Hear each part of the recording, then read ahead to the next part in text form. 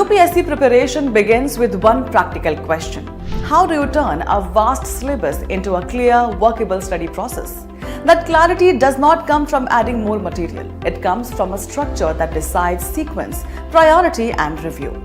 The Delhi GS Foundation course at Vision IAS is built around that structure. Core subjects are taught in a planned flow, so concepts build instead of overlapping. Current affairs are integrated with static topics, so relevance is clear from the start. Tests are used to check understanding at the right stage, not just to measure scores. Mentorship focuses on keeping preparation aligned as the syllabus progresses. The result is a preparation process that stays steady and predictable, even as the syllabus expands. If you are looking for a structured approach to general studies, covering both prelims and mains with regular guidance and review, this course provides that framework. Vision IAS Delhi GS Foundation course starting from 6th January at 11 am, 16th January at 8 am and 23rd January at 5 pm at Karol, Bagh and 7th January at 6 pm for English and 12th January at 11 am for Hindi at GTB Nagar. For more information, visit our website or call us on the given numbers.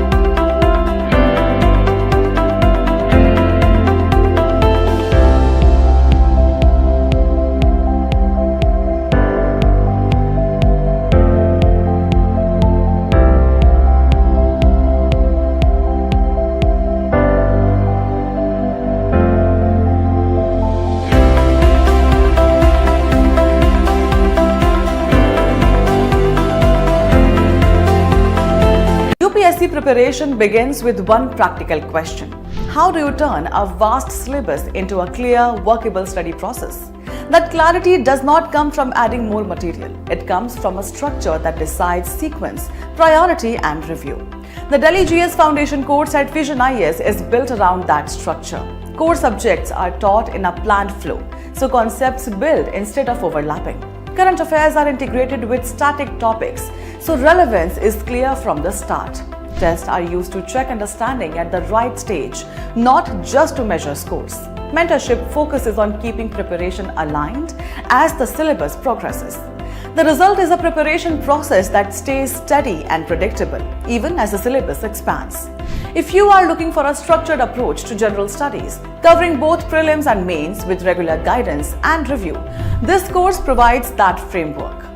Vision IAS Delhi GS Foundation course starting from 6th January at 11 am, 16th January at 8 am and 23rd January at 5 pm at Karol, Bagh and 7th January at 6 pm for English and 12th January at 11 am for Hindi at GTB Nagar. For more information, visit our website or call us on the given numbers.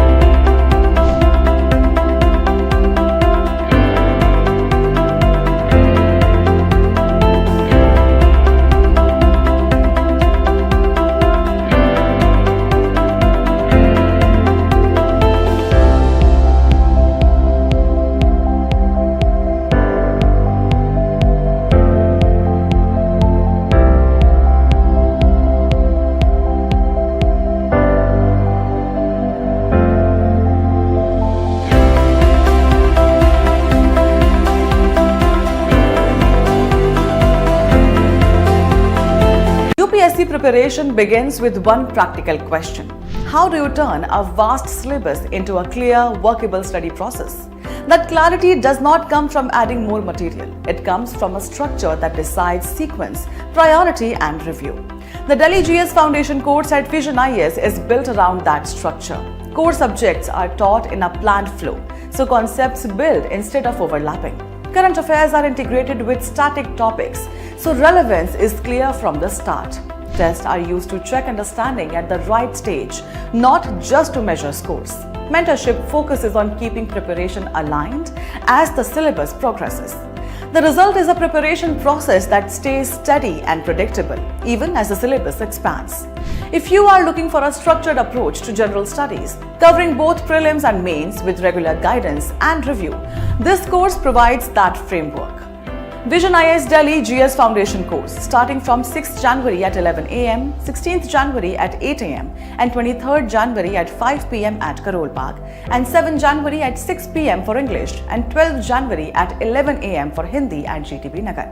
For more information, visit our website or call us on the given numbers.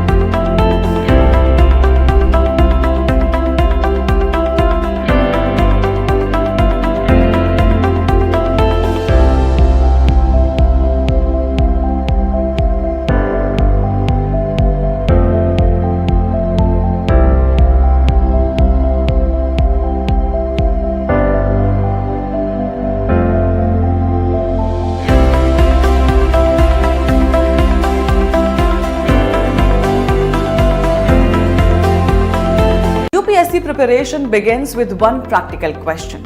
How do you turn a vast syllabus into a clear, workable study process? That clarity does not come from adding more material. It comes from a structure that decides sequence, priority and review. The Delhi GS Foundation course at Vision IAS is built around that structure. Core subjects are taught in a planned flow, so concepts build instead of overlapping. Current affairs are integrated with static topics, so relevance is clear from the start. Tests are used to check understanding at the right stage, not just to measure scores. Mentorship focuses on keeping preparation aligned as the syllabus progresses. The result is a preparation process that stays steady and predictable, even as the syllabus expands. If you are looking for a structured approach to general studies, covering both prelims and mains with regular guidance and review, this course provides that framework. Vision IAS Delhi GS Foundation course starting from 6th January at 11 am, 16th January at 8 am and 23rd January at 5 pm at Karol, Bagh and 7th January at 6 pm for English and 12th January at 11 am for Hindi at GTB Nagar. For more information, visit our website or call us on the given numbers.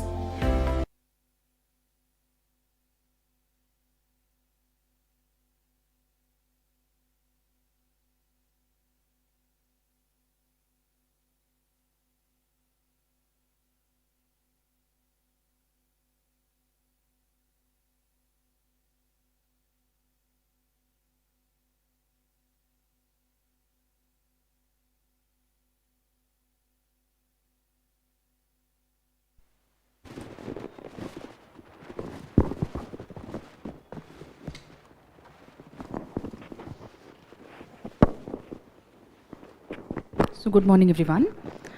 In this session we are going to talk about how to maximize your marks in modern Indian history when we are talking about prelims stage. So I am hoping that all of you are giving 2026 attempt. Okay, so how is the preparation? Let's first talk about that, then we'll move on to the strategy.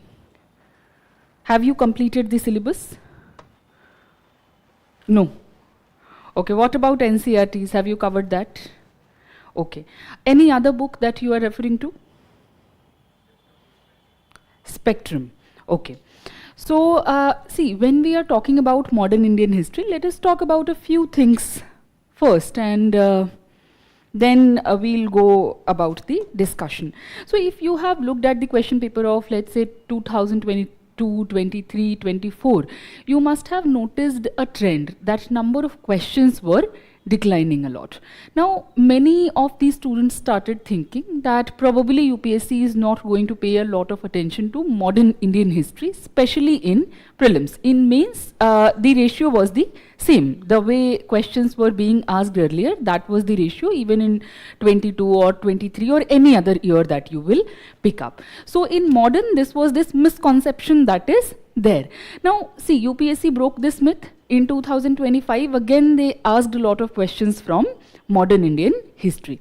So one thing that you should be clear about, if trend is showing that the number of question is declining, there are certain subjects which you cannot skip anyway, be it from prelims perspective or from mains perspective. Modern Indian history is one of those subjects. Now, when we are studying this particular subject, how should we study it? There is a lot of material that is available in market. You must have come across a lot of books yourself. Now, when we start preparing, there is a lot of enthusiasm in general, and it happens with each one of us. When we are starting the preparation, we think that no matter how many number of books are there, we are going to read them all and we'll ace the examination. That is the general issue that is present. Now see, when you are starting the preparation, you are very enthusiastic, very energetic, very hopeful. It seems possible at that point of time. But the more we are getting into the preparation, we start seeing that this is not possible. Even if you are reading those many number of books, you will keep forgetting what you have read, let's say 6 months ago or 7 months ago. So it's very important to first figure out how many number of books you should be having, because you are not preparing here only for history subject or economy subject or polity subject. There are a number of subjects in which you need to make yourself comfortable enough to answer the questions both in prelims as well as in mains. So when there are so many subjects, we need to be very focused upon the books that we are choosing to study. Now the question arises, which book should we reading, or which topic should we be putting more focus upon?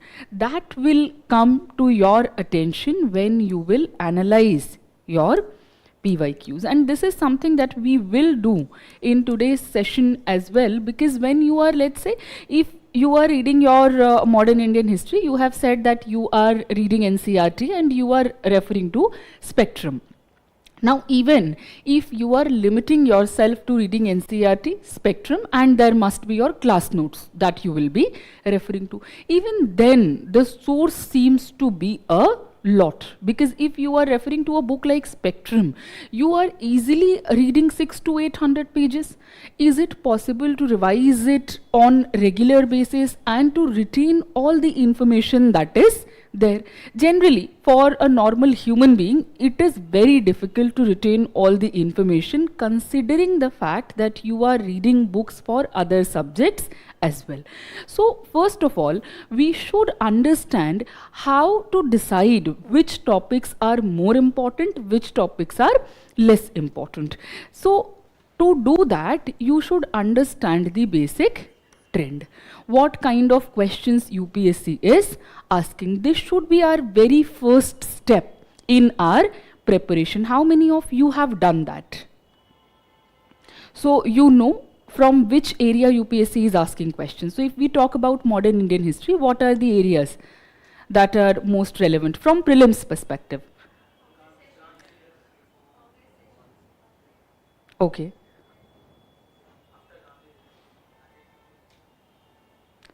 after Gandhi is arriving in India. So Gandhian phase. One of you said Congress sessions and Gandhian phase. What else? Socio-religious reform movement. So 19th century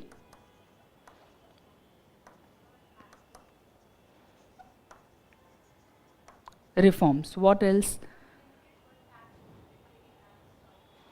So different acts that have been passed.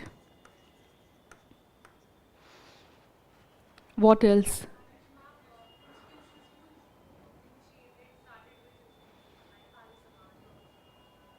So when we are talking about 19th century, we have to focus upon personalities as well. Europeans who are coming to India. And what is the significance in terms of cultural contributions? Books. So when we are talking about personalities, books associated with them. Any other topic that comes to mind?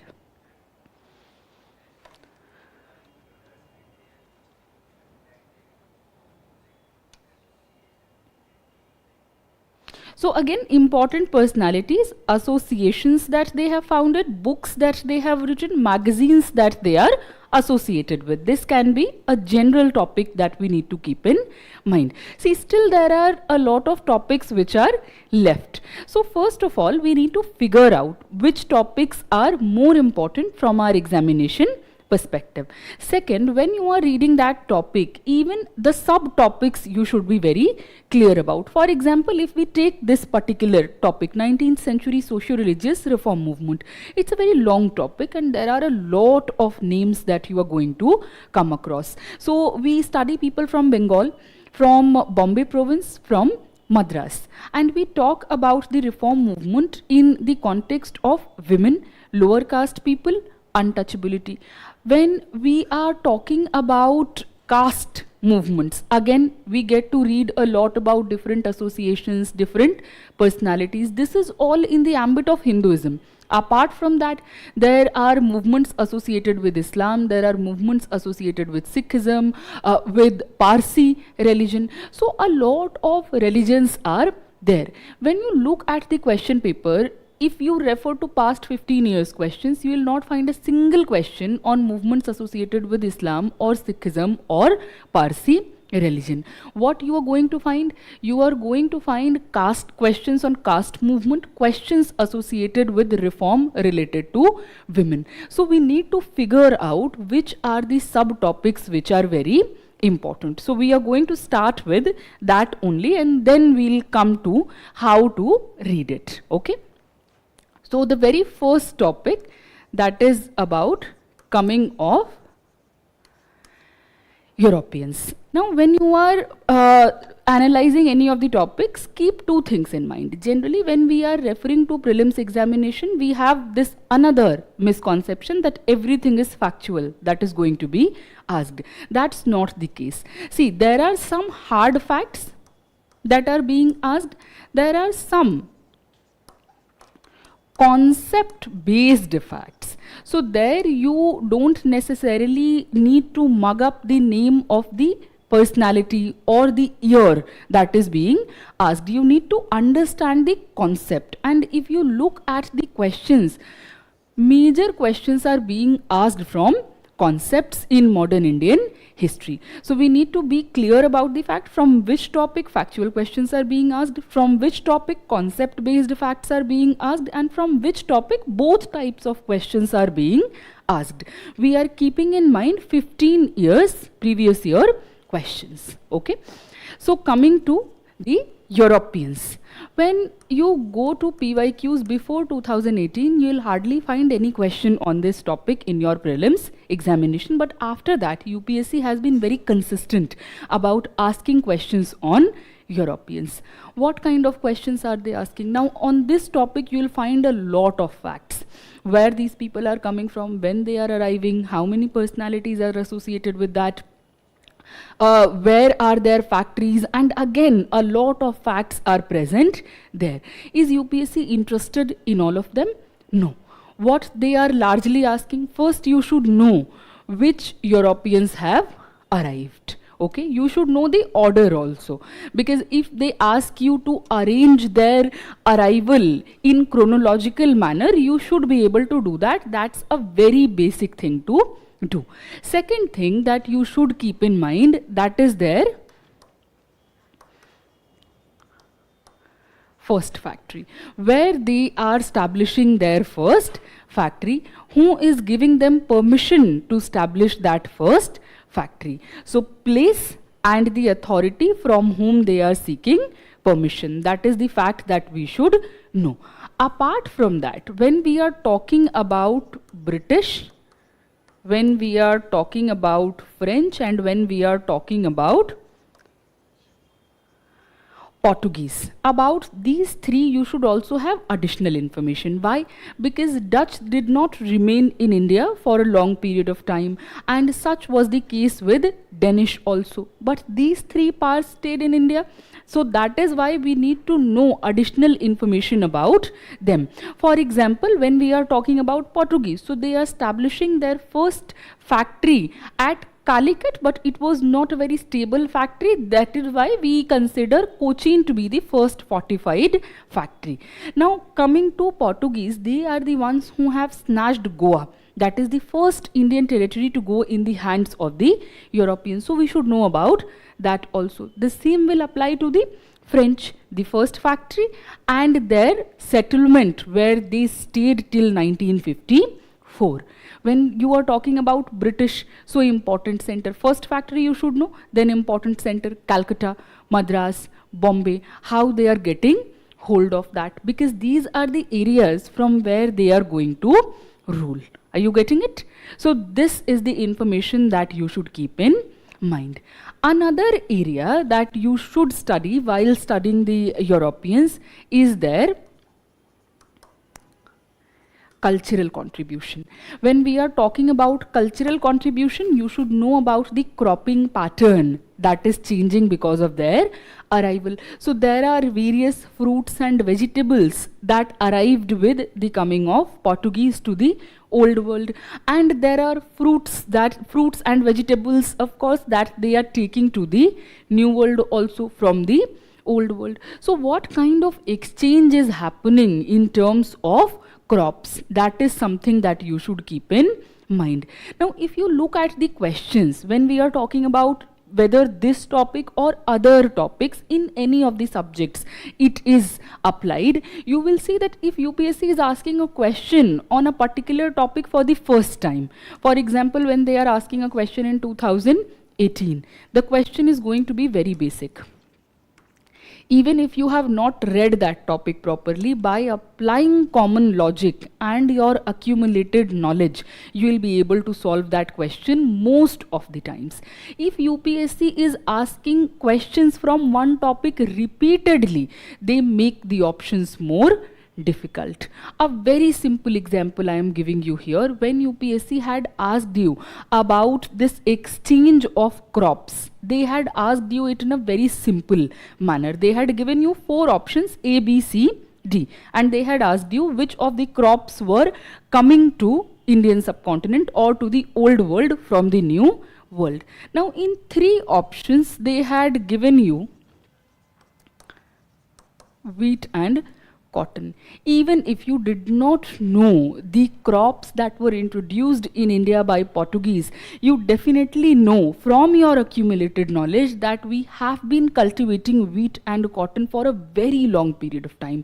From Neolithic period, from Harappan civilization, we do find evidences of cultivation of wheat and cotton. Now what we can do here, very simply eliminate the options and come to the right answer. When UPSC asked the very same theme in 2025, then they made your options difficult.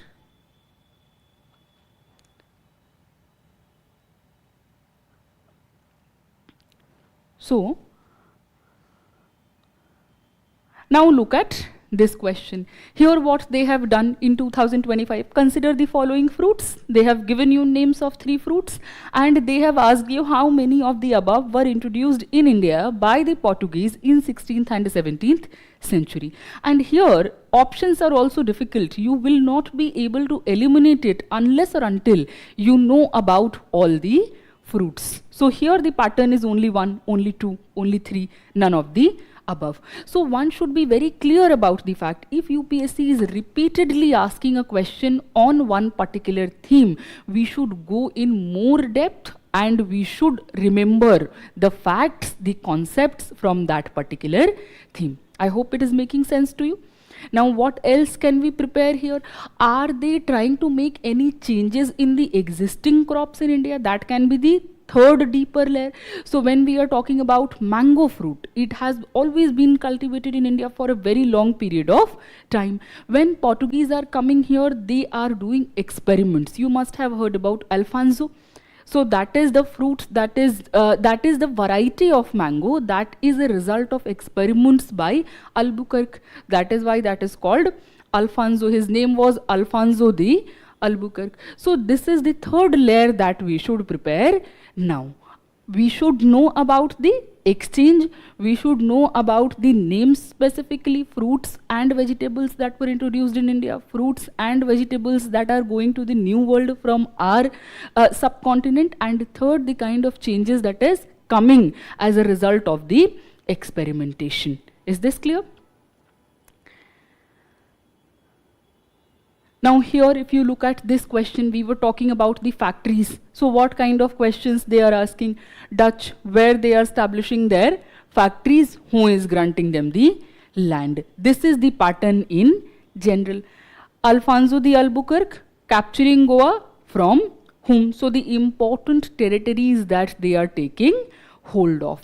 These details you should know about the important European companies who have come to India. So this kind of question is being asked. In the context of British East India Company, they can go even deeper. Why? Because British are the one who are going to colonize us largely for a long period of time. So when you are studying about British, dig a bit deeper. I hope this topic is clear to everyone. Okay? Now, after studying this, the second topic that comes in our syllabus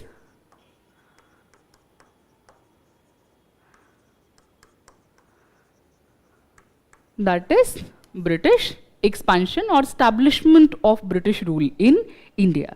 Now while studying this particular topic, first of all we study the circumstances in which British have captured Indian subcontinent. So we start studying decline of Mughals and we talk about coming of various regional states in Indian subcontinent. Then we study those states one by one. So we study, let's say, Bengal, Awadh, Hyderabad, Karnataka,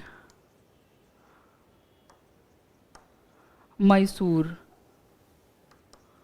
Maratha, Sikh, etc. We study a lot of polities here. We study how they are coming into existence, which battles they are fighting with British, and how they are eventually captured by the British. So whether they are going to sign an alliance with British or they will be completely taken over in political terms by the British. It is one of the longest topics which you study in your syllabus.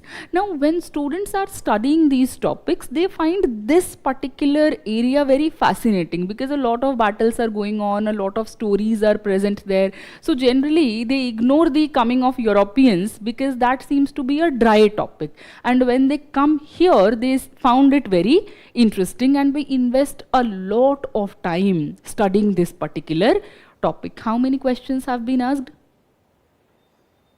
None in the past 10 to 15 years. In prelims, I am talking about none. So when we are studying this topic, we should be very careful. We should not become very emotional and keep revising this again and again. However, we should not leave a particular topic as well. So if UPSC is not asking a question from a topic, let's take the example of coming of Europeans. They were not asking a question till 2017. In 2018, they suddenly asked a question, but the question was very basic. So if we know that UPSC is not asking questions from a particular topic, we should not leave that, but we should have basic information about that topic. What we can prepare here? We can make a list of important wars, the treaty associated with it, and the important personality associated with this. This is how you should prepare a list. I'll give you a simple example. Let's say we are talking about Mysore. So when we are talking about Mysore, we study 4 Anglo-Mysore wars. What we should be doing? First war, what was the treaty? So the Treaty of Madras. Who is the important personality here? On side of Mysore, Hyder Ali. On side of British, Verizalt. Coming to the second war, again in the similar way, you have to prepare the treaty. So the Treaty of Mangalore. When you talk about personality, you have 2 personalities. You have on the side of Mysore, Hyder Ali fighting till 1782, and then Tipu Sultan taking over. So this is how you should make a chart. It will be covered only in 1 page. If you are preparing all these kingdoms, even then in 1 page you can prepare a very short note to revise. Then you don't need to go into the details of each and every war, because you know that UPSC is not asking questions based on that. So you will be able to tackle a very long topic in a very perfected way. I hope this is clear. Now let's come to the third topic.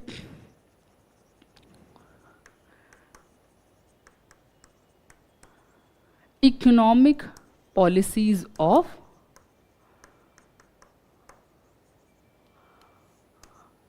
British. Again, a very long topic, a very important and interesting topic. This is a topic which is important in your mains also, but here we will be discussing it from prelims perspective. UPSC keeps asking questions on this topic every second or third year at least. So this is a topic which is constantly being repeated by UPSC both in prelims as well as in your mains exam. What kind of questions are being asked here? Here UPSC has asked a few factual questions. If you want the number, 2 questions which were factual. Other questions that have been asked, they are concept based. So if you are able to understand the concept properly, you will be able to solve those questions very easily. Another trend that you can see in prelims, especially in with regard to economic policies of British and Gandhian phase, if you are looking at mains questions, some of the words that have been used there, UPSC has chosen those words after a few years and they have asked a question based on that particular term. A very simple example I'll give you. UPSC had asked one question in mains from Gandhian phase, constructive works which were being done during non-cooperation and civil disobedience movement. In 2025, UPSC asked you a question in prelims on constructive works which were part of non-cooperation movement. So this is also something that you can do wherever concept-based questions are being asked. Look at the mains PYQs associated with that particular topic. Look at the terms that are being given there and you can prepare a concept-based MCQ on that topic. Is this clear? Now coming here, what are the subtopics that we need to study in economic policies of British? This is a topic which none of you mentioned when we were talking about important topics. It is one of the most important topics from your prelims examination perspective. If you have to choose, let's say 3 to 4 topics, one would be Gandhian era, second would be economic policies, and then 19th century socio-religious reform movement, if we go by the number of questions that have been asked. So what are the topics that you study here? Subtopics. Revenue collection, Huh. Okay, that is one subtopic here. Revenue collection policy. So we study the zamindari or permanent settlement, then we study rayotwari and then mahalwari if we go chronologically. So there are three policies that we study here. UPSC has already asked a question from permanent settlement or zamindari. They have asked a question from rayotwari as well. So it would be wiser to prepare on mahalwari as well. Apart from preparing on zamindari and rayotwari, we should also focus upon mahalwari. What kind of questions can be asked here? So you should know about the basic facts to start with. So when we are talking about all the three revenue policies, who is the personality who is associated with the person who introduced this particular policy, in which area the policy is being introduced? You can also go into a bit of depth to understand what is the percentage of land on which this policy is being introduced. What you should prepare conceptually, apart from the personality. Personality is going to be your factual information. What would be the concept? What are the basic features of all the policies? For example, when we are talking about the zamindari system, who is the person who is collecting the revenue? So in this we know zamindars are the one. In rayotwari we know that it is the peasant who is being contacted. So there is this direct relationship between the peasantry and the British. When we come to mahalwari, there we see again another intermediary. So lambardar is the term that we study here. So this is a concept where there is a direct relation, where they are putting an intermediary in the revenue collection process. When we are talking about these intermediaries, another conceptual detail that we can remember, what is the impact on those intermediaries? What is the impact on the peasants? All these things are our conceptual details. When British are coming in India, are they changing the nature of agriculture? That is another topic that we need to prepare on. So when we are talking about changing the nature of agriculture, we should study the crops. So historically we were growing, let's say, wheat, rice, other crops that were associated with our daily needs. So we were producing whatever was required. When British are coming, what they are doing? Market. They are associating agriculture with market, commercialization of agriculture. Now this is a very conceptual topic and we should prepare that also. What do we mean by commercialization of agriculture? Why commercialization of agriculture is happening? What is the impact of commercialization of agriculture? When we are talking about the impact on peasants, impact on British, because British are the one who are inducing it. Why they were doing it? Because they wanted to facilitate the industrial revolution which had taken place in Britain. They wanted to make the balance of trade in their favor when they were trading with China. So all these concepts we should know by heart. This is something where we cannot go wrong. So what is the impact on British? What is the impact on Indian soil? Because when you are producing cash crops, the fertility of soil is going to decline as well. When you are producing cash crops, it is also going to impact the availability of food crops in the market. So there are going to be a lot of famines in the area. So these things you should prepare, how the peasant is being impacted. There is hardly anything factual here. When you are talking about changing the nature of agriculture, all these conceptual details you should prepare. I hope this is clear. Let us just look at one question. I am hoping that you have looked at the PYQs which are being asked. Okay, I have included, just 1 minute, I have included some of the previous year questions because we can't go through all the questions here in this session. If you have not gone through the PYQs, please go through the PYQs. Let's look at this particular question. Which of the following statements correctly explains the impact of industrial revolution on India during the first half of 19th century? So again, a very conceptual question. Impact of industrial revolution on India when during the first half of the 19th century. First half of 19th century would be 1800 to 1850. Indian handicrafts were ruined. Machines were introduced in Indian textile industry in large numbers. Railway lines were laid in many parts of the country. Heavy duties were imposed on the imports of British manufacturers. You don't need to mug up anything here. If you look at the options, why would they impose heavy duty on their product in India when they were trying to convert India into a market for their industrial goods? This option is anyway eliminated. Railway lines were laid in many parts of the country. First half. Railway lines are being laid in the country in the second half. Again, eliminated. Machines were introduced in the Indian textile industry in large number. This is not something that British are doing.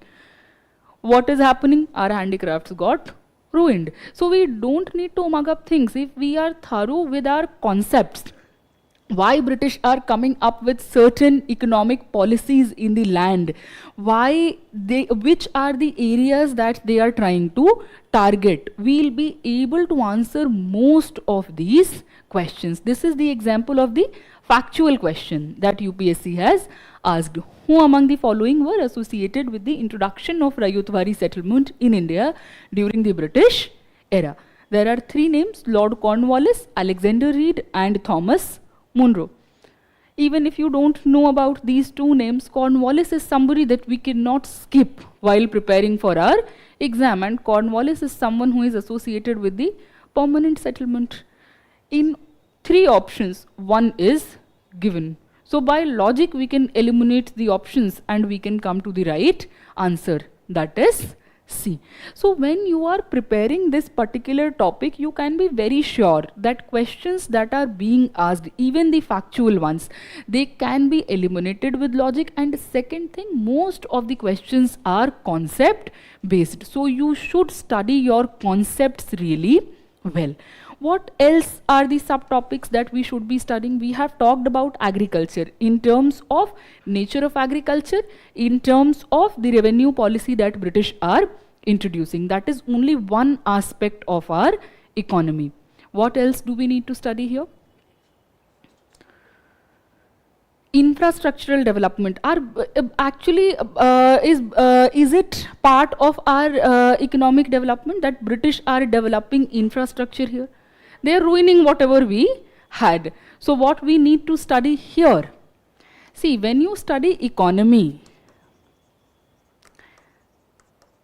you study agriculture, you study pastoralism. This will be applicable to any of the time periods that you are studying, whether in history, whether in contemporary times. Then you study craft, and then you study trade. We have talked about agriculture. When we are talking about pastoralism, that means something that is associated with either the forest or the animal husbandry. So here you should study British forest policy. So what are the acts that British are introducing? How people are responding to that? That we will discuss separately. Coming to the third aspect, craft production. So we were producing crafts at a very large scale. If you go by the data till 1750, 25% of the manufactured goods in the world market were being provided by India. That is the data that we have. What British are doing here? Deindustrialization. So when you are studying British economic policies, study deindustrialization. Why this is happening?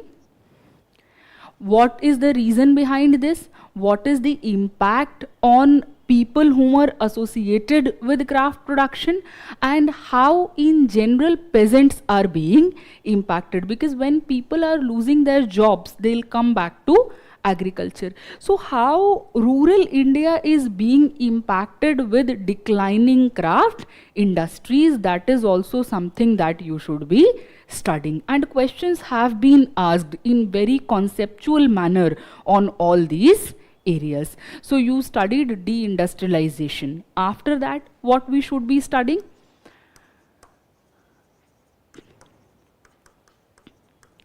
Their trade policies. When they are coming here, they are coming in the capacity of trader, and they are converting themselves into rulers of the land. So how their trade policy has changed over time, that is another aspect that we should be studying. When they were here in the capacity of traders, what was the trade policy that was present? When they are winning the battle at Plassey, till the time they have the British East India Company had the monopoly in trade. So till that time, what was the policy?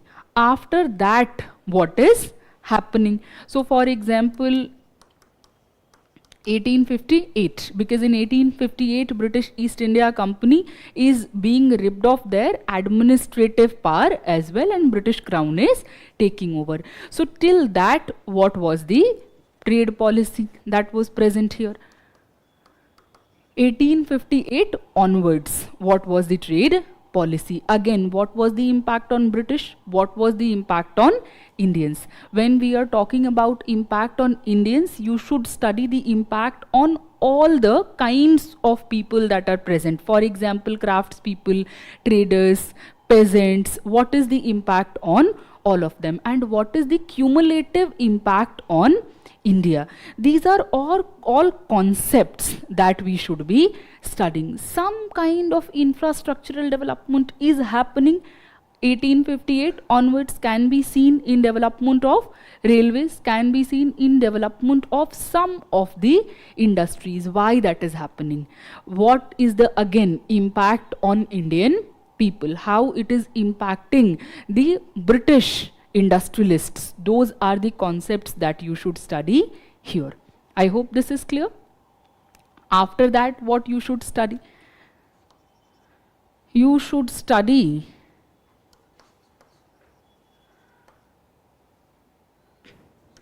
drain of wealth. Because when British are doing so many things, are we not critiquing them? We are coming up with a comprehensive economic critique of British rule, and that was presented by Dadabhai Nauroji. He has been in the news this year, so you should definitely focus upon the theory of drain of wealth. Apart from this, you should also know the scholars who have talked about the idea in the very similar fashion. There are a lot of economic historians who have talked about it over time, so you should know about them. When it comes to Dadabhai Nauroji, apart from knowing the theory, what are the books that he has written, what are the associations that he has founded, all those things you should know. Associations that he has founded in India, associations that he has founded abroad, which are the magazines that he is associated with. Those details you should know for this year. I hope this much is clear. So this is about your economic policy, a very long topic but a very interesting one and a very high yielding area from your examination perspective. So study this topic very thoroughly. Don't become anxious that you have to remember all the facts. Here UPSC is not asking you data. They are asking you concept based facts. I have shown you one example already, and there are multiple examples like that. So understand the concept thoroughly. Okay. Coming to the next aspect, next topic, that is the administrative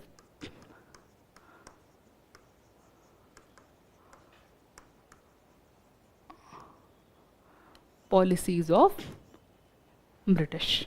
Now, when you are studying this particular topic, that is administrative policy, again a very long topic, and many of the students find this very interesting because it lays the background work for polity. What do we study here? We study all the acts, when we are studying all the acts, we know how judiciary, the way it functions today, that is coming into existence, how our parliament is coming into existence the way it is, how the division between executive, legislative and judiciary is happening. Again, all the background work is here in these acts. Foundation of constitutional development again starts with these acts. So since it is very crucial in your understanding of polity, we study this very thoroughly. But again, see, this is the problem. We ignore a topic like economic policy and we focus a lot upon administrative policies. When it comes to modern India, economic policies is much more important in comparison to the administrative policies. It does not mean that we need to ignore it, but we need to divide our focus properly, which is the area that is most important. Most of our focus should go there. We should not ignore the topics which are less important, but the time should be divided properly. Now coming to the acts. How many acts do we study here? We start from 1773 and we go up till 1935. 1947, that is when we are talking about transfer of power. So we start with August Offer and we go till Mountbatten Plan. Okay, here when we are talking about administrative policy, we start studying with Regulating Act and we study till Government of India Act 1935. Amidst this, there are a lot of acts. If we talk about prominent acts, so Regulating Act, then we study Pitt's India Act, we study the Charter Act of 1793, we study again Charter Act 1813, Charter Act 1833, 1853, Government of India Act 1858, then we study 1861, 1892, 1909, 1919, and then we come to 1935. There are some complementary acts in between that I have left here. If you count these 4, 4 and 4, there are 12 acts. There are multiple provisions within these acts. If we are going to mug up all of the facts, in the end we are going to get confused. So how we should prepare these kind of topics? First of all, you should figure out which are the acts upon which UPSC is actually asking questions repeatedly. If you figure that out, you will find 1813, 1833, 1919 and 1935. These are UPSC's favorite acts. It can be a possibility that they are picking up one statement from any of these acts when they are asking you a question on 1813 or 1833 or 1919 and 1935. Majority of the questions that have come from the acts, they have come from these 4 acts. If you look at the logic behind it, 1813, partially ending the monopoly of British East India Company, making British responsible to spend on Indian education, allowing Christian missionaries to come to India and preach. 1833, completely ending the monopoly of British East India Company, a step towards centralization of Indian administration. 1919, providing diarchy at provincial level. 1935, giving full autonomy at provincial level and providing diarchy at central level.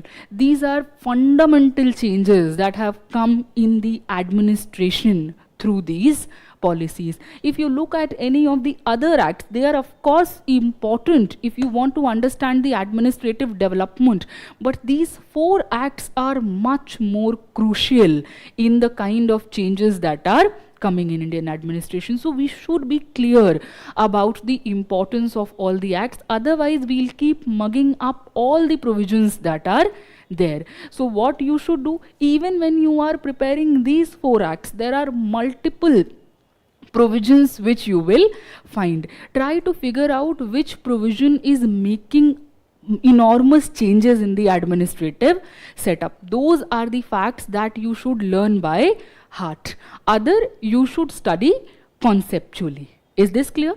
So I hope this much is clear to everyone when it is coming to acts. In the administrative policies, acts are very important.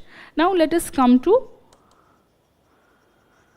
army. We study about development of British Indian Army in this. We study development of Indian police system in the administrative policies only. We study the development of Indian judicial system here. We study the development of Indian civil services. All these things we study here. Has UPSC asked any question from these topics? In the past 10 years, from prelims perspective, no. In mains, they have asked a question on army, but that comes in the realm of social issues as well as history. When you are looking at these topics from prelims perspective, questions are not being asked. Should we not study them at all?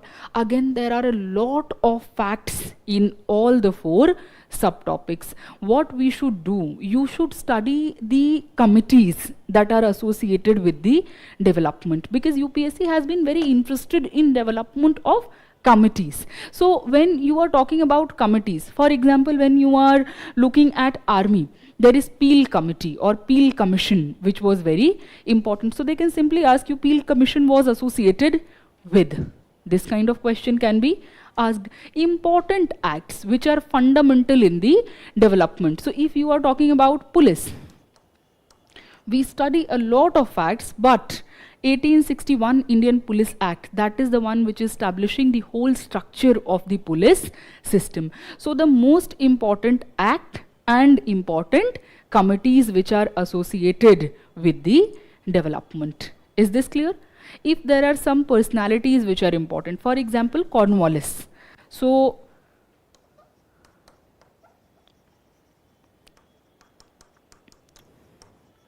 there is Cornwallis. Till now, if you see, UPSC is not asking a specific personality based question, but still we should prepare that to be in the safer zone. We should not prepare all the personalities, but the important ones. For example, Hastings, Cornwallis, Wellesley, then Bentinck, Lord Ripon, then you can prepare Curzon. These are important people who have initiated fundamental changes. So what kind of changes are coming?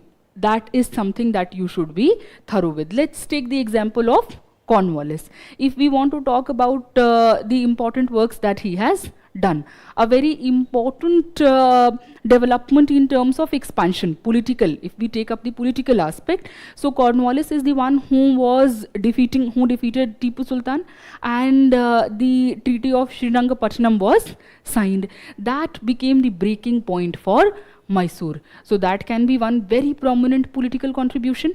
Coming to the economic policy, introduction of permanent settlement or zamindari system. Coming to the administrative policy, so here you can talk about his contribution in civil services. He is the one who is known as father of civil services, making a proper structure when it is coming to civil services. That is something that is work of Cornwallis. When you are talking about police system, what has Cornwallis done? Establishing the thanas as units in police system. Coming to judicial system, what he is doing, introducing the courts at provincial level. That is something that he is doing. So this way, what you should do, pick up the important personalities and just make a list of their contributions. With revision, you will be able to remember that properly. So instead of going with raw details of army or police or judiciary, what you should do, you should associate it with important personalities. That way you will be much better prepared. You should keep in mind that questions are not being asked from these 4 areas. I am telling you to be better prepared. So more focus should go in studying these 4 acts, and then you should prepare the basics of these topics. I hope this is clear. Yes.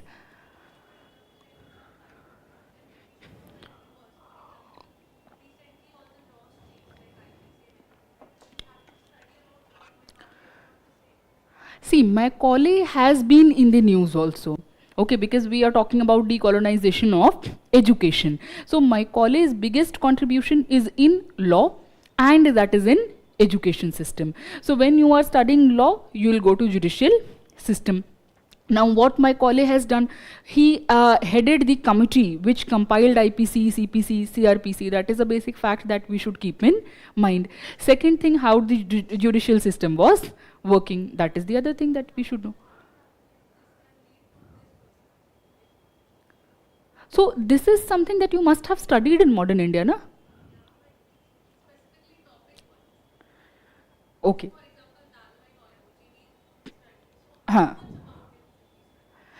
It depends upon the kind of questions that have been asked in previous years. Okay, so if you are studying about Dadabhai Nauroji, the first thing that comes to my mind is drain of wealth. That is the biggest contribution. Now we know that UPSC has asked a question on drain of wealth, so we should focus upon that. Second, UPSC is very fond of asking questions on magazines, newspapers, books and associations. So my idea would be to prepare all the associations that Nauroji has either founded or has been associated with, books that Nauroji has written, magazines in which Nauroji used to frequently write. This is the way you need to figure out what to study and what to leave. Is this clear? Now coming to the last aspect of administrative development.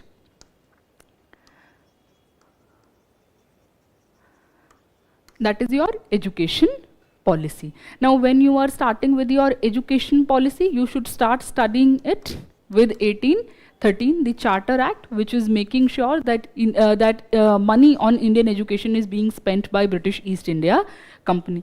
The debate that was there. So this topic you should prepare for this year specifically. See, a question, there is a high probability that a question can be asked. It might be a possibility that UPSC thinks कि सब पढ़ के आ रहे होंगे तो नहीं पूछते हैं इस साल, इससे सरप्राइज कर देते हैं. Still it is better to be in the safer zone and to prepare question on this particular topic. So there is a lot of conversation regarding decolonization of Indian education, how it got colonized. That is something that we should study. So starting from 1813, the money aspect. Second, the debate that was there between Anglicist and Orientalist. Now who are the prominent Orientalists? Who are the prominent Anglicist? That can be our factual information. Conceptual, what was the debate all about? That would be the conceptual aspect. So study about that debate. The debate is concluding in favor of Anglicist. So 1835, Macaulay minute. What is changing with that? When he is talking about downward filtration theory, that was his biggest argument that he is making, that we'll educate a number of Indian people and they'll be responsible for education of the masses. Did it actually work? No. Why it did not work? We get our answer in Wood's dispatch and their recommendation. So that is something that you should prepare. So in the very same way, you have to prepare it. Again, the debate regarding UGC. So the idea is coming from, when we are talking about formation of UGC, the idea is coming from Sargent Plan in 1944, and then after independence we are formulating UGC the way it works today. So you should also focus upon Sargent Committee. Know about the important committees and which aspect of administration they are associated with. Know the confusing areas as well. For example, when we are talking about Hunter Committee can be associated with General Dyer also, and Hunter Committee can be associated with Indian education also. So know the differences. Why? What are the differences? What is the idea that both the committees are talking about? Because these are the areas where we can actually get confused. I hope this is clear. And see, even here, when I have seen students preparing the education topic, they become very worried, because again there are a lot of suggestions that are being made in all the committees. If you start from here only, after Wood's dispatch, Hunter Committee is coming, and in 1880s they are making their suggestions. Then Raleigh Commission is coming, and they are making their suggestion on which basis the University Act is coming. After that, again 1917, 1928, 1944, you see various committees coming and making their suggestions. So you might get confused that there are around, if we talk about the average number of suggestions, so cumulatively it comes across at least 120 suggestions. Now you will get confused which committee is suggesting what can be the best way to prepare it. There are some suggestions which are common in all of them. For example, educate women. For example, improve the quality of education, improve the capacity of teachers, focus more upon teachers training, improve the quality of research that is taking place in the universities. Now, if they are part of almost every committee's suggestion, we can take them as common, that this is something that is going to be present in Wood's Dispatch, also in Hunter Committee, also in Sargent Plan. Everywhere they are going to talk about the suggestion related to education of women, suggestion related to teachers training, improvement of quality of teachers or infrastructure in general.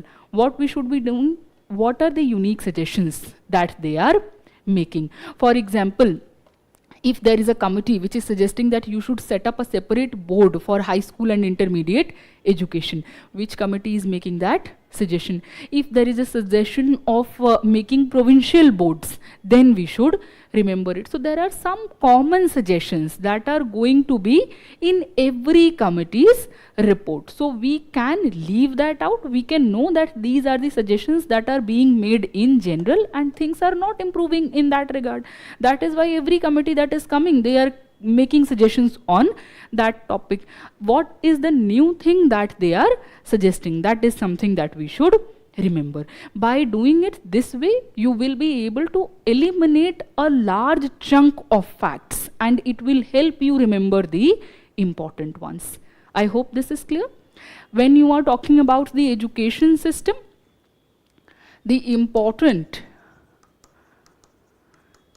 institutions that were being set up, that is also something that you should remember. For example, Asiatic Society of Bengal, a very prominent institution set up by William Jones, who was an Orientalist. So this is something that you should know. Fort William College, Calcutta Madrasa, Banaras College. So these are very prominent institutions and you will get that in any of your basic books, in your notes or in your spectrum.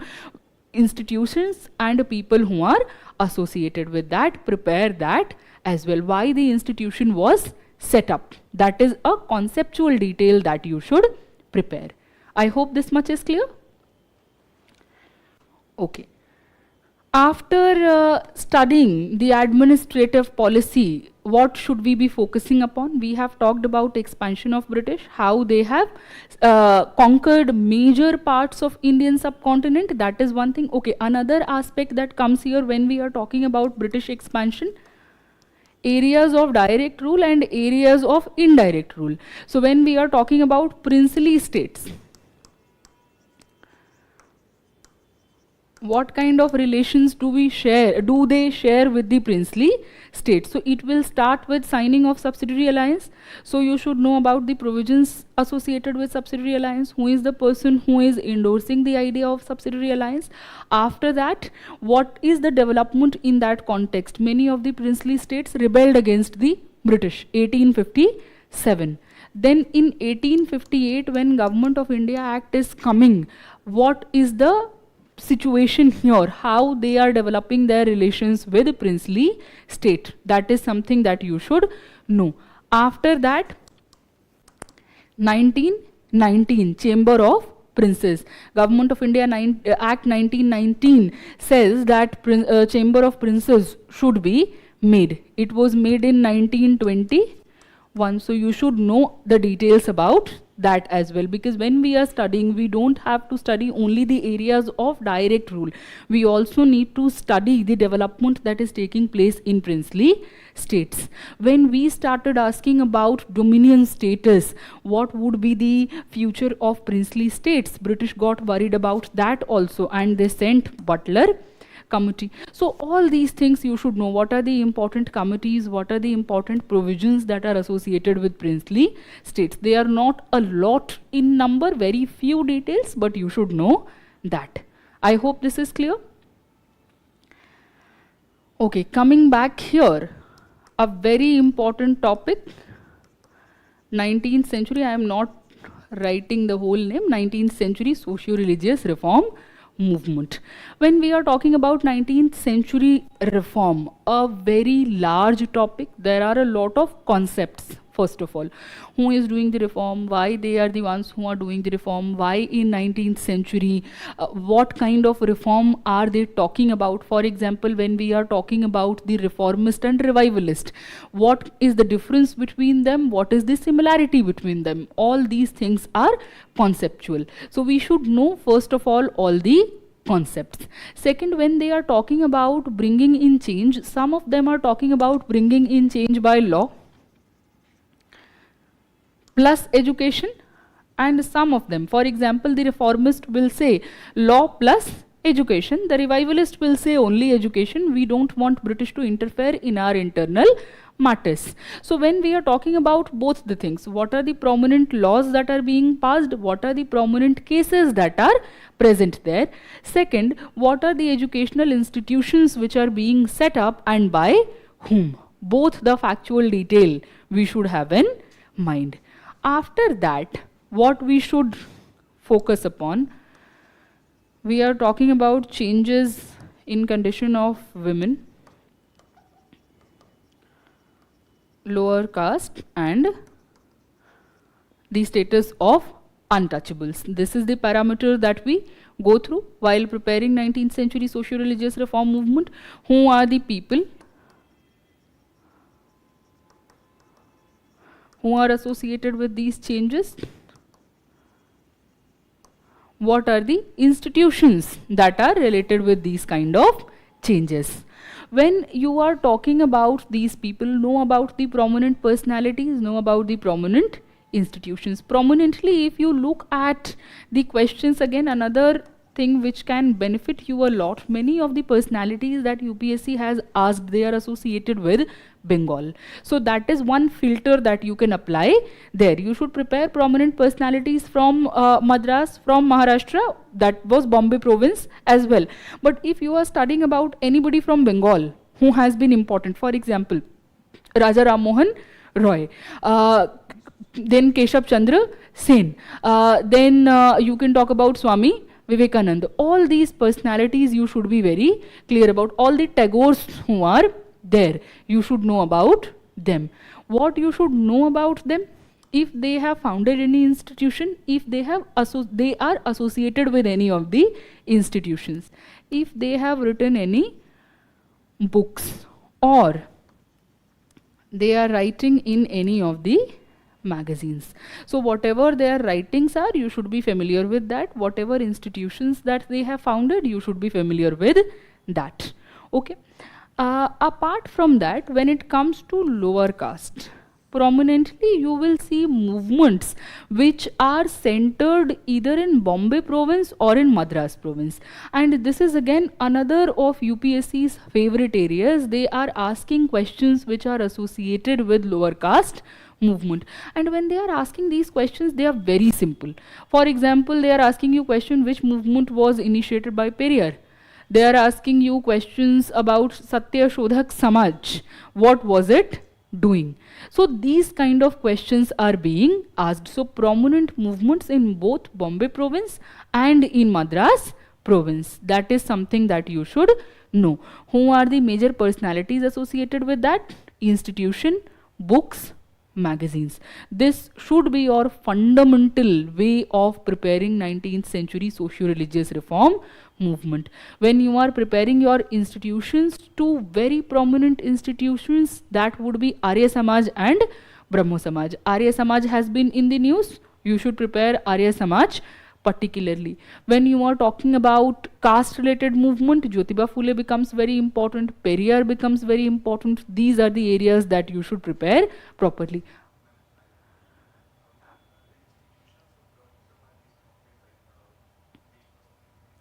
The institution, So Raja Ram Mohan Roy is there, who is starting it. Then you will find Devendra. So Devendranath Tagore is not the founder. He is trying to expand it. He is trying to revive it. So then Devendranath Tagore would come there. Then he is inviting Keshav Chandra Sen to become part of Brahma Samaj, and then there is a difference between the two. So there is a split. So if there is the question on Brahma Samaj, that will be Raja Ram Mohan Roy. If there is a question on Indian Brahmo Samaj or Brahmo Samaj of India, then it will be Keshav Chandra Sen. Okay, so this is how you have to prepare it. If there is a split, who is the person who is finding the branch? If the question is only on Brahmo Samaj, that is going to be Raja Ram Mohan Roy. Clear? हाँ, ये तो different है ना, ये तो 19th century में तो बहुत basic चीज़ें हैं जो पढ़ते हैं. You can ask it after the class. See, it's not a class on 19th century socio-religious reform movement. Okay, so we cannot go into all the details. What you should know that when people are coming there are differences of opinions. So they are splitting up. Keshav Chandra Sen, when he is coming and introducing radical reforms, there is a split. Again, Keshav Chandra Sen started when it was about his own daughter's marriage. He is doing all the orthodox rituals. Again, another split. That is the basic history of Brahmo Samaj. Let's come back here. So this is something that you will prepare properly. Questions are coming from this arena. Lower caste movement, prominent personalities, institutions and magazines, prominent laws that are being introduced, prominent educational institutes. Okay, so this is something that you should be clear about. Fundamental ideas associated with the movements, associated with the institutions. For example, when we are talking about Brahmo Samaj, fundamental ideas of Brahmo Samaj, fundamental ideas of Arya Samaj, fundamental ideas of Vivekananda, fundamental ideas of Jyotiba Phule and Satya Shodhak Samaj, ideas that Periyar is talking about, self-respect movement. These are the basic things that we should keep in mind. So even though there are a lot of facts here, you don't need to get worried. Understand the concepts. If you are going through, let's say, lower caste movement, all of the people are going to talk about abolition of Varna system, abolition of untouchability. So you don't need to mug it up with each and every movement. You should know that people who are leadership that is coming from lower caste, they are going to talk about abolition of Varna system and abolition of untouchability. Generally, people who have come from upper caste, they have talked about abolition of untouchability but not the Varna system. So if you have this concept in mind, you will be able to eliminate many of the options even if they are very factual in nature. Now coming to movements associated with other religions, so there are movements that are associated with Islam, with Sikhism and with Parsi religion, but questions have not been asked on that.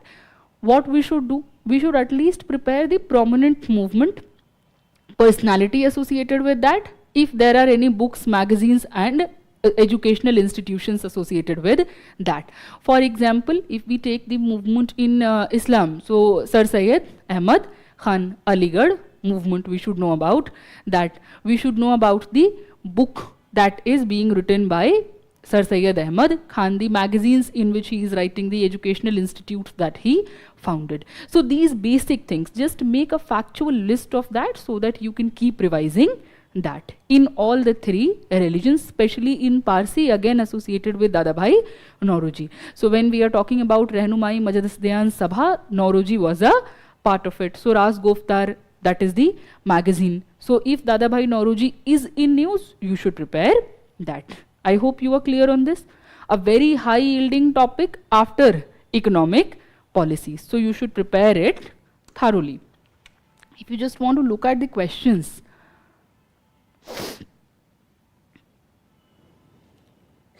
questions for this topic may seem very complex, but questions are not that complex. They are asking about magazines. So Vitthal Vidvanshak, the first monthly journal to have the untouchable people as its target audience, was published by.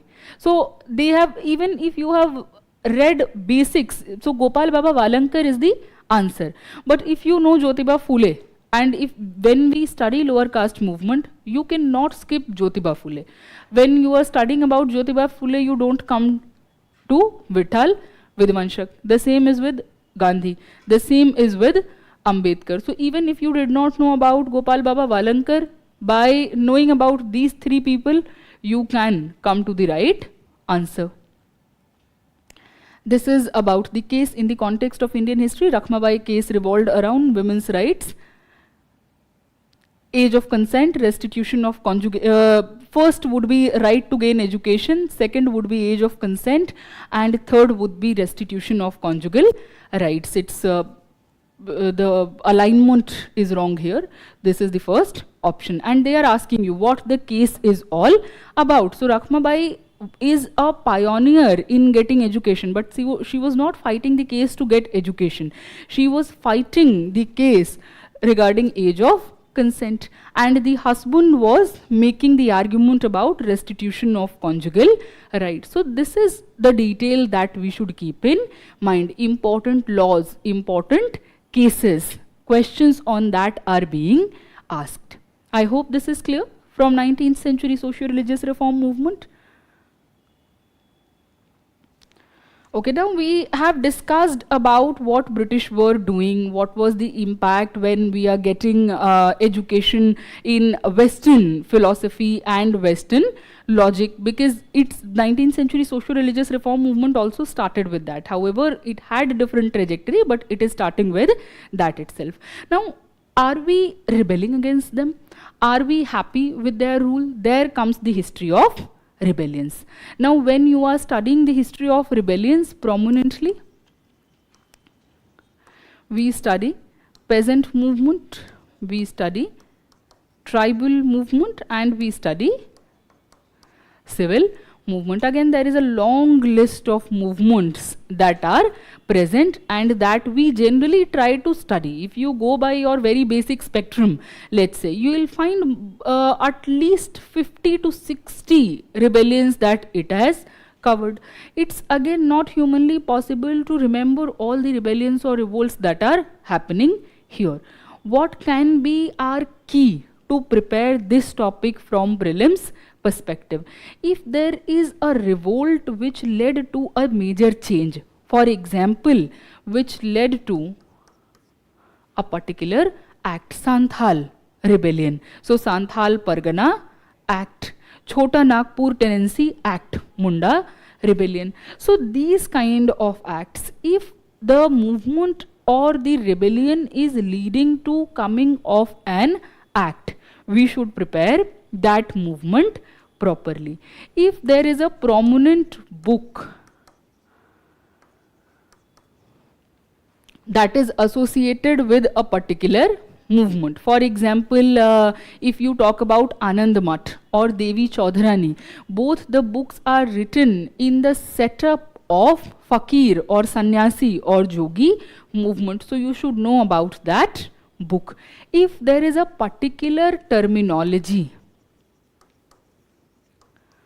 for example, Hool, this is a term which has been used in the context of Santhal movement, or Ulugulan, a word that has been used in the context of Munda movement. So those are the terminologies that we should know. Prominent movements which have been in the news. For example, Santhal rebellion has been in the news this year.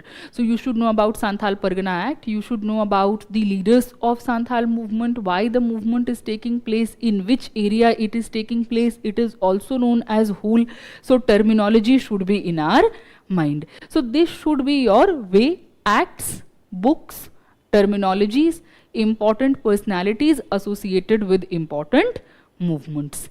If there is an institution or a sabha, let's say, that has been founded, you should know about the founder. So in the context of peasant movement, we talk about Kisan Sabhas. So you should know about the person who is founding these sabhas, because UPSC has the habit of asking these kind of questions also. They'll give the name of the person and they'll give the name of the organization that they have founded. So it's a very factual detail that we can prepare. Now, when we are talking about peasants, tribals and civil movement here, there is also the movement of workers. So when we are talking about industrial workers, those movements are also there. So acts associated with that, for example, Factory Act. When British are establishing their factories here in the context of forests, because they are cutting down a lot of forests, so they are coming up with forest acts, and they are also coming with a factory act. So which of the act, let's say 1881 Factory Act, 1891 Factory Act, so it is giving rights to which of the population, men, women or children? What kind of right is it giving? Those basic factual details you should have in mind when you are talking about the industrial workers. I hope this is clear. A lot of questions are not being asked from this area, but we cannot skip it. We should prepare at least this much that we have discussed here. After this, yes.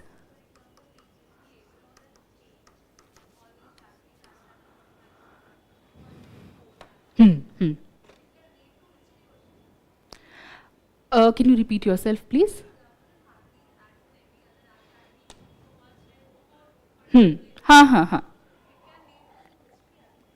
Of course, that is the reason why I have mentioned it here, that you should read Factory Act. It can be a possibility that question on Factory Act is asked. Okay?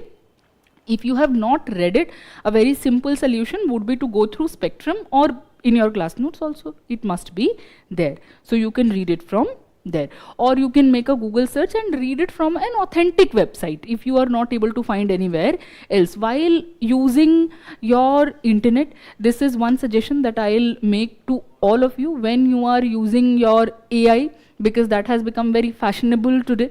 AI can also give you wrong impression of a particular idea. So be very careful, especially when you are studying history, because if there is going to be a contention on any question, UPSC is going to refer to standard historians, not to ChatGPT or any of the AI tools. So you should be very careful while using internet to read any topic. Okay? Yes.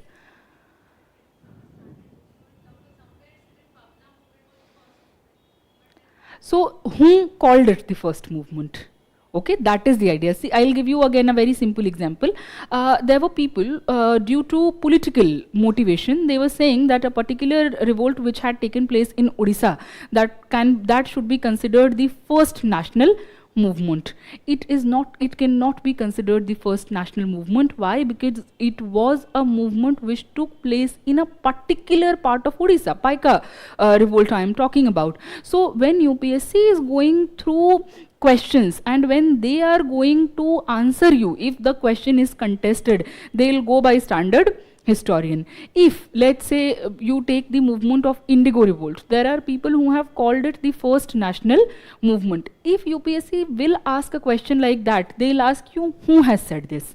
They will not say that it was the first national movement. If the statement is like that, it was the first national movement, the statement would be wrong. Okay, so be very careful about who is saying that and how UPSC is framing its options. Okay, coming to the revolt of 1857, a very fascinating topic, but questions in prelims, null.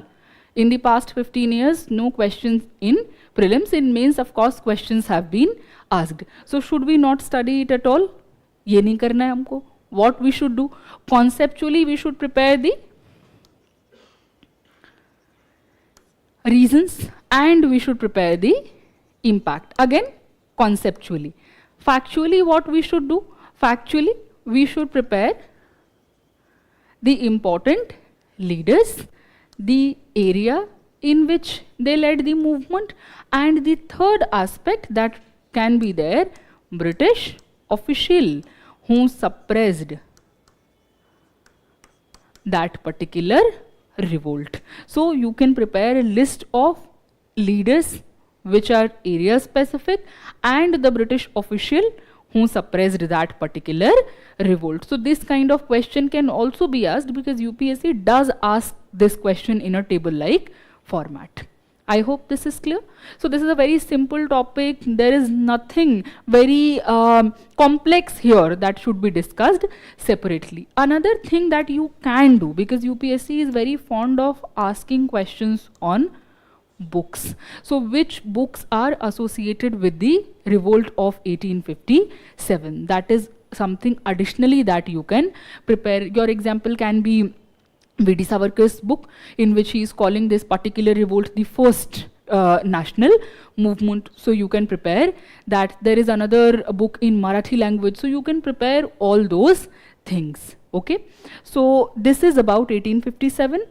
Then we can come to Indian National Congress. Now, when you are preparing this particular topic, Indian National Congress, before this we study regional associations. There what you need to do, again you don't have the time or capacity to remember each and every regional association. Look at the regional associations and look at the names of the founders. If those names are prominent or those names have been in the news, prepare that regional association. Again, in factual term, regional association and the founder. In this way you should prepare that. When you are preparing for Indian National Congress, we study about the theories that are there. So you should know the basics of that. Again, we don't need to mug that up. UPSC hasn't asked any question on that. What we should do here, some of the sessions.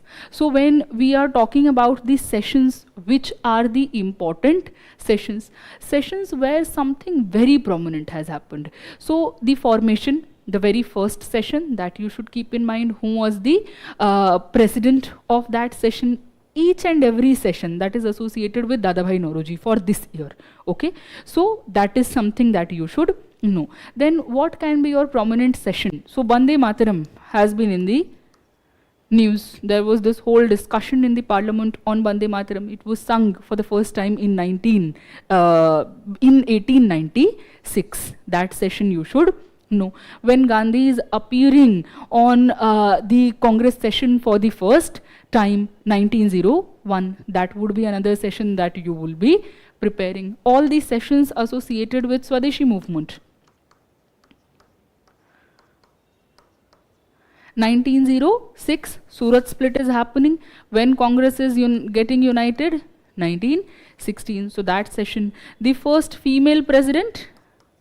1917. So this session. When there are major changes, for example, when the idea of Purna Swaraj, that we should be asking for Purna Swaraj, that resolution is being passed, that you should remember. So 1929. Karachi session, because that is for the first time when we are actually giving a definition of the idea of Purna Swaraj, what Swaraj means for everyone. So 1931. So in this way you can figure out which sessions we need to prepare, because you cannot prepare your sessions, each and every session, from 1885 to 1947.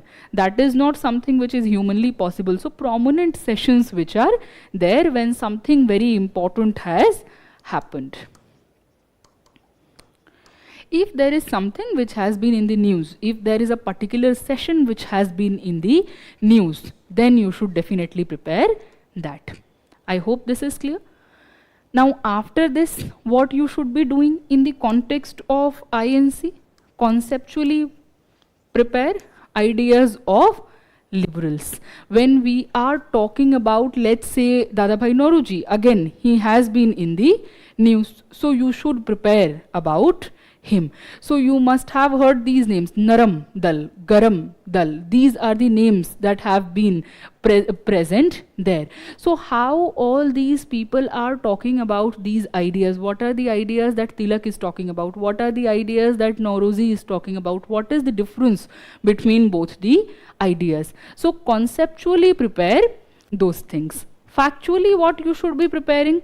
What are the books? So books, magazines associated with Naoroji. Books, magazines associated with Tilak. Lala Lajpat Rai, Aurobindo Ghosh, then Bipin Chandra Pal, the prominent leaders who are there. You should know about the names of the books and the magazines that they have been associated with. After studying this, see, when you are studying, let's say when we are reaching till here, we have already passed the time till 1905. In 1905, we come to Swadeshi movement. Now, Swadeshi movement is a very prominent topic. UPSC has regularly asked questions from this topic. They have asked you easy questions. They have also asked you some of the difficult questions. They asked you questions associated with current. So when you are preparing this topic, what you should know conceptually, what is the reason behind the Swadeshi movement, what is the outcome of Swadeshi movement, that means what is the contribution. So important books that were the result of Swadeshi movement, for example Deshir Katha, Sanjeevani, Thakuma Juli, then songs Amar Sonar Bangla, you should know about all these things. The painting tradition, the development of Swadeshi industries, whatever contribution Swadeshi movement had, you should know that. Prominent Congress sessions.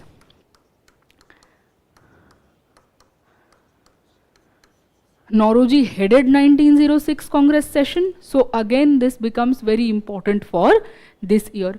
What is the resolution that is being passed in all of these? What is happening in 1907? The Surat split. Why that is happening? That is something that you should prepare. Is the date of Swadeshi movement relevant today? Because in 2015, we started celebrating National Handloom Day on 7th of August. It was chosen because that was the date of Swadeshi movement. Swadeshi movement started talking about boycott of British goods and adoption of Swadeshi. So when we are promoting our national handloom, we are choosing that date. So these kind of things you should be clear about. If there is anything which has been in the current, you should be able to associate with the static topic. I hope this is clear. Reasons, contributions, Congress sessions, prominent resolutions, and the books that are there. Let us just look at one of the questions to get a basic idea.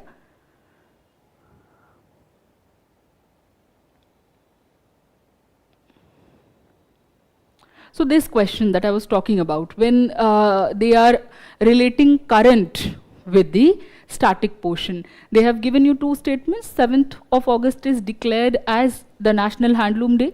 It was in 1905 that Swadeshi movement was launched on the same day. So this way they can associate the current things with the static portion. We should read about that. Okay. Now let us come back to our discussion. When you are talking about the politics after this, so there are a lot of revolutionary nationalists who are choosing violence as a method to oppose British, who are prominent revolutionary nationalists. You should know the name, you should know their associations, and you should know the books which are associated with that. If there are any cases which are associated with them, you should know that as well. Kakori has been in the news. So 100 years have been completed associated with revolutionary nationalism. So you should know about that. So prominently if you go there, HRA, HS, RA. Now see, there can be a possibility that UPSC might think, because they are smart people, they might think that everybody is going to prepare on Kakori. What they can ask you about another revolutionary nationalist, not asking you about HRA or HSRA. So when you know that this particular event is in the news, you should prepare about that event, but you should prepare about other details associated to that trend. When we are talking about Kakori case, it is associated with revolutionary nationalism. So the broader way to prepare it would be to prepare revolutionary nationalism. In revolutionary nationalism, again, this is the way in which you should be preparing it. UPSC has asked a question that which one of the below personalities are revolutionary nationalists, and they had given us 3 names, and then the option 1, 2, 3 or 1 and 3, 1 and 2, these kind of options have been given. In the very similar way, they can give you the name, they can give you the association, or they can give you the name, they can give you the book. They can give you the name and association with a particular case and they can ask you which one of the above is right or wrong. So these are the factual details. Here you have to be a bit factual. Conceptual details are less here, factual details are more, but you cannot avoid this. In the very same way, you should be preparing the politics of 1910, the decade of 19010. So from 19010 to 1920, all the important events, personalities associated with that, association which are present there. For example, when we are talking about Home Rule movement, so Home Rule League, Annie Besant, Tilak, and Home Rule League was renamed Swaraj Sabha. Who did not participate in Home Rule movement? Gandhi, despite being asked why he did not participate in it. Because he said that if British are fighting this war, we should not create a movement against them. They have promised to give us Swaraj. So these kind of facts you should keep in mind for this particular decade. In this decade only, we see coming of Gandhi. Now when you are studying about, yes,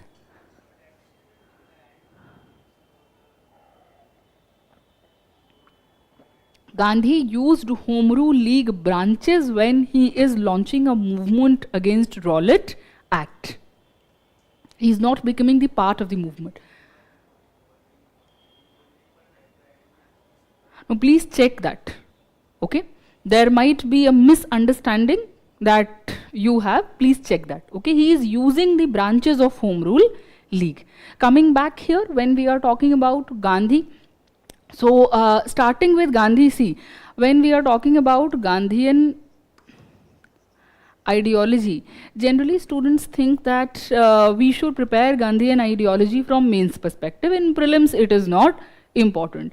But if you look at the questions, it is very much conceptual when it comes to Gandhi. There are some factual questions, of course, but many of the questions are conceptual in nature. For example, I'll give you a very simple idea here, non-cooperation and civil disobedience. If we talk about these two terms, when Gandhi is saying that you should protest against British and we should form a national movement, the ways that he is suggesting is non-cooperation and civil disobedience. What is the meaning? This is conceptual idea.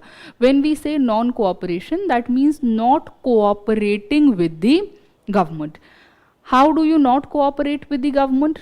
You don't do their jobs, you don't go to their institutions, you don't use their products, you don't take any honor if they are trying to honor you. This is the basic idea. That is how you are not cooperating with the government. How do you disobey the government? What is your duty as a citizen if you are not fulfilling that? It can be my personal choice to go to a government institution or to a nationalist at this point of time. Government is British, nationalist, so I can choose to go to a nationalist institution or a government institution. That is my choice. But it is not my choice to pay the tax or not. That is something that I have to do. So when I am disobeying the government, here, I will not pay taxes to the British government. If they have formed any law, let's say forest law, I will not obey that law.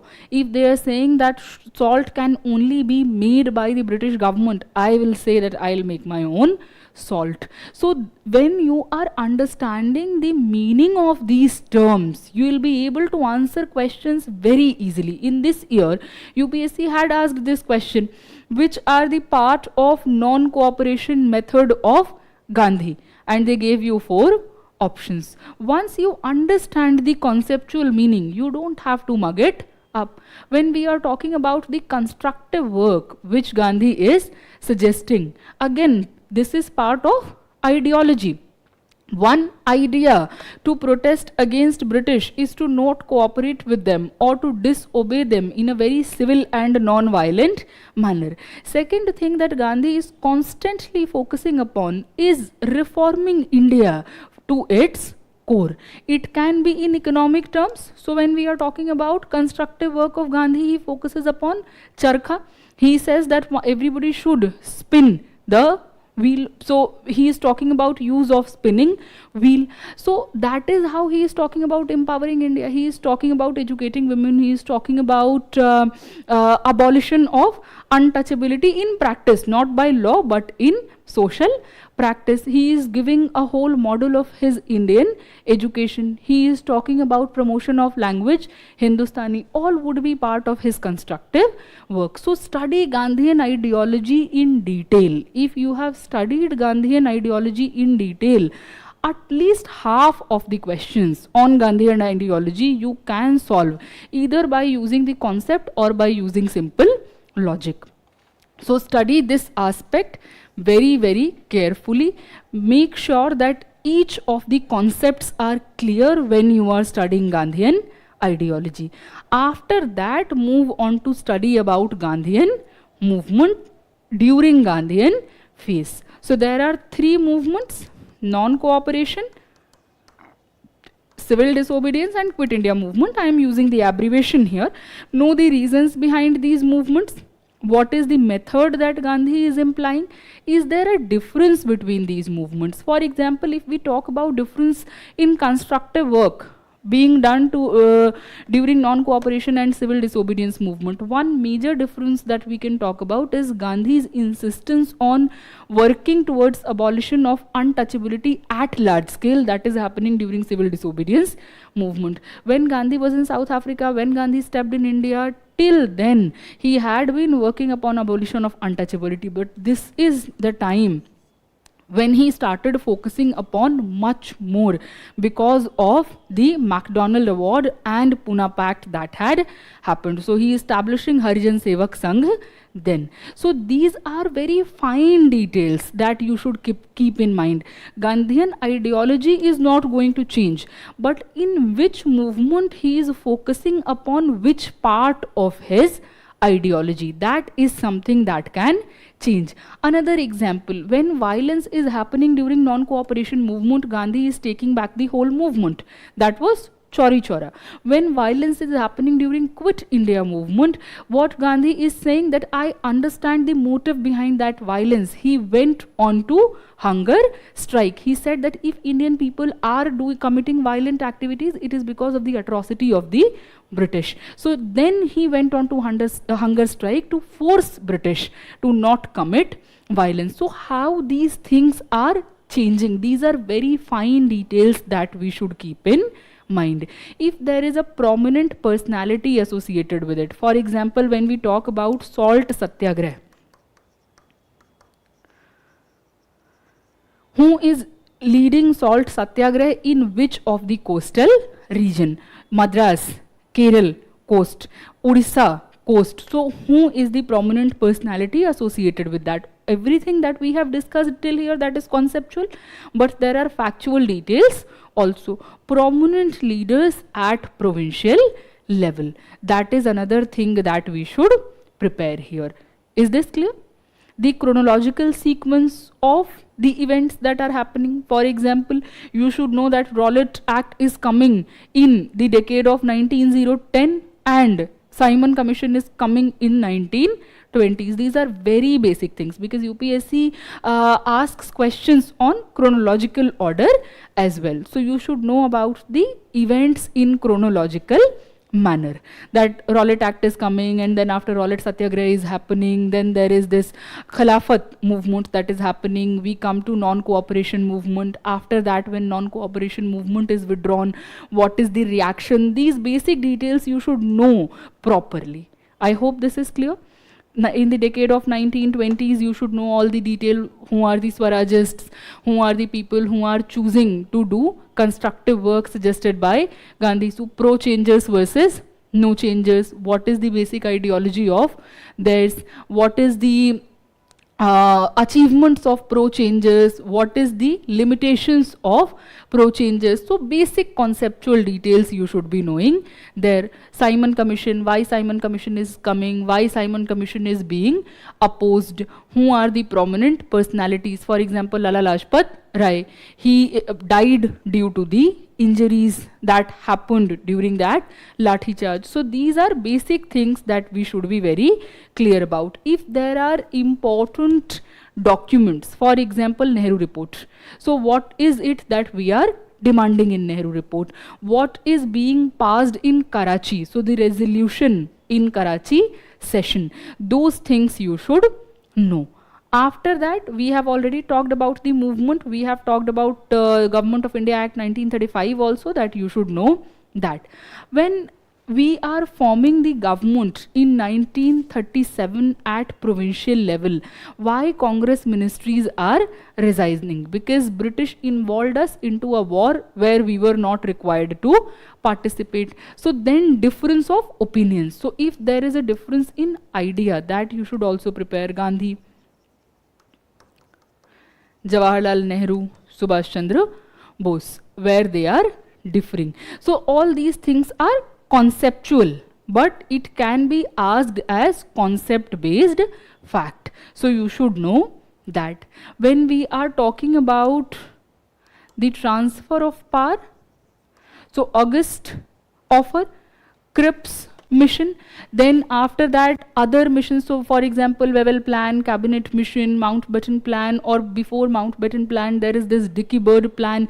You should know the details of that. Even in that, see, when we are talking about Cripps mission, that is leading to Quit India movement. So this will be very important. When you are reading all these proposals, even in that, which one should be considered the most important? So Cripps mission can be considered one of the most important negotiations that is taking place, because after the failure of Cripps mission, we are choosing to launch Quit India movement. Cabinet mission plan, because through cabinet mission plan only we will be forming interim government. That is why cabinet mission plan will become very important. So always understand the logic. Why UPSC is choosing to ask more questions on Cripps mission or cabinet mission?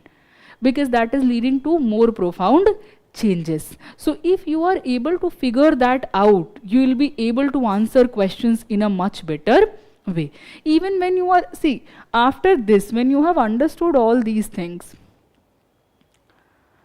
what becomes very important is looking at questions carefully. I'll give you one example here. This is a question which UPSC has asked with reference to the proposals of Cripps mission. Consider the following statements. First statement, the Constituent Assembly would have members nominated by provincial assemblies as well as the princely states. Would it be the right statement? Why?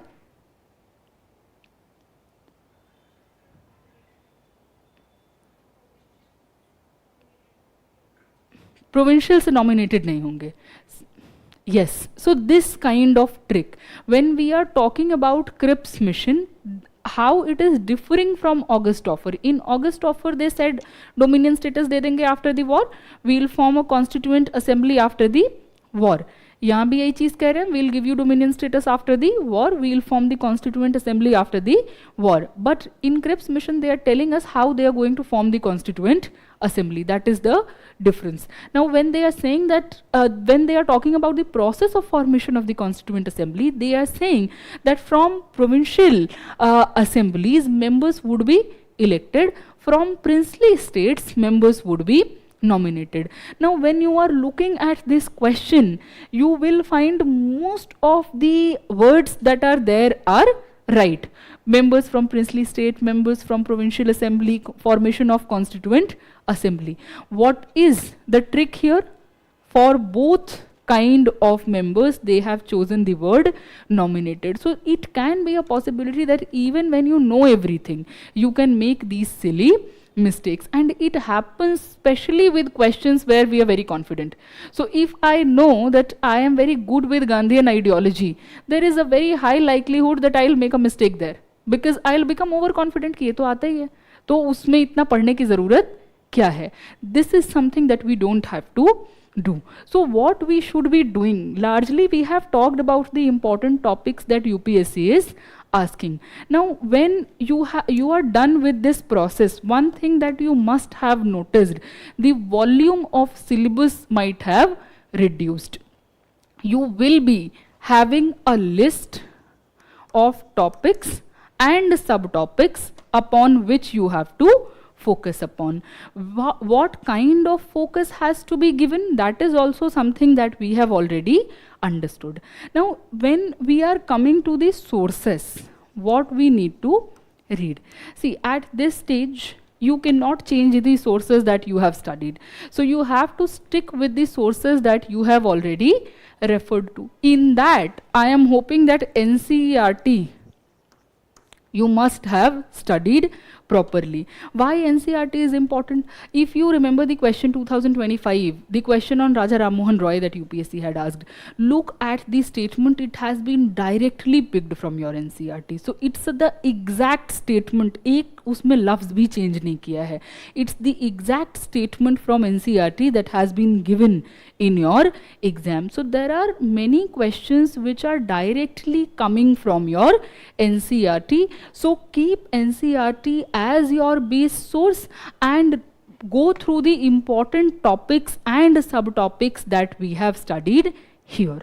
Apart from that, if you have referred to spectrum, again, see, if you refer to this discussion that we have had here, multiple chapters you will be able to eliminate even from your spectrum. Not all the chapters are important for us to study. They have given hundreds of pages on British expansion. That is something that we can skip. We can simply make a list of important wars, treaties, and important personalities. So that is another thing that we need to do. Third thing, which is generally very helpful, that is your class notes. Apart from this, you should add